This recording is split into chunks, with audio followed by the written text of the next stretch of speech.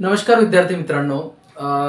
एका महिन्यापासून साधारणतः we could not post the video regarding some circumstances, but since today म्हणजे every Sunday and Saturday we will post some useful video regarding the grammars and English speaking.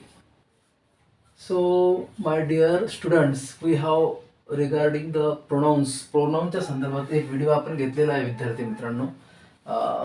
But even though we have taken once more video about the explanation, जसं part of स्पीचमध्ये सर्वनाम असते, त्याच्यामध्ये specific सब्जेक्टमध्ये I we first person आहेत, नंतर you second person, नंतर ही see it third person आणि दे याचं प्लुरल आहे.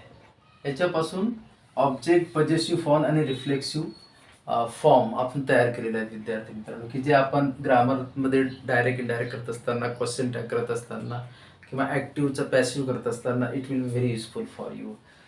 सो डिअर स्टुडंट, जसं आय याचा जो सब्जेक्ट आहे याचा ऑब्जेक्ट काय होते, मी. नंतर पजेसिव्ह फॉर्म, त्याला षष्ठी विभक्ती म्हणतात मराठीमध्ये, चाचीचे.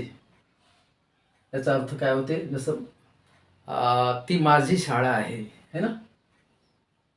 It is my school. It is ती तिचे आहे.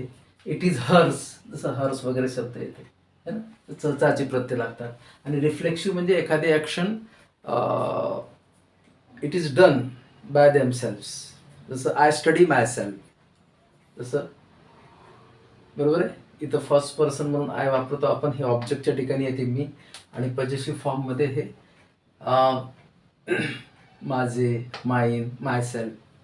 जसं we, us, ours, our self, you, yourself, he, him, his, himself, she, herself, it, itself, they, their. आता इथून म्हणाल इट काय, इट हे न्यूचर जेंडरसाठी वापरतात, जसं इट इज अ चॉप, किंवा ॲनिमलसाठी वापरतात.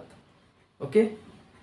The dog has 4 legs, it has long tail, बरोबर आहे. इट बार्क, ॲनिमलसाठी इट्स येतो. So I think you will understand this concept of pronouns. Okay. So it is very useful for you. So it can share to your needy student so that it will be helpful for them. Thank you.